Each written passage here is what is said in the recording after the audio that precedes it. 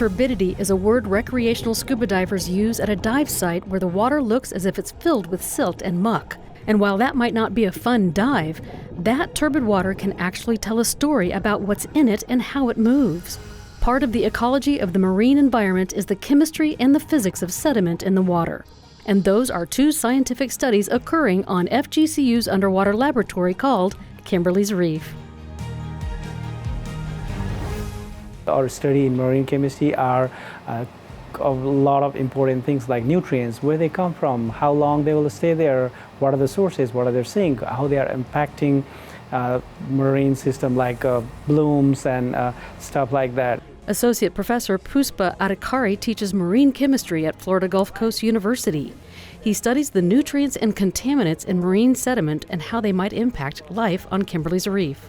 We have about 20 sediment traps deployed around the Kim's Reef, and we deploy them for about 30 days. And as you can see, we are processing those samples to extract toxins out of those sediments. Isabel Kaprowski is a lab assistant to Dr. Puspa in the Marine Geochemistry Laboratory in the Water School.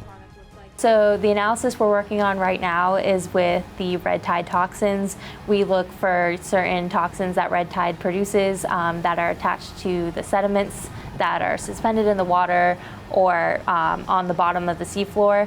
And through that analysis, we can determine how much of those toxins are sinking vertically in the water column and seeing if there's any disturbances or any correlation with the fish versus toxins and other contaminants. Dr. Puspa says it doesn't take much to make the surrounding water toxic, which can affect marine life.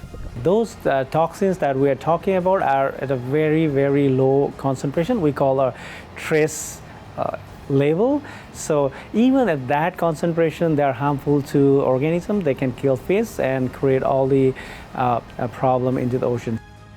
While Dr. Puspa researches the chemistry of the water moving onto the reef, Dr. David Fugate studies the actual movement of water and the sediment it carries. I study how water moves in the ocean, tidal flows, waves, how that affects sediment, and how the sediment also affects the water and the way the water flows.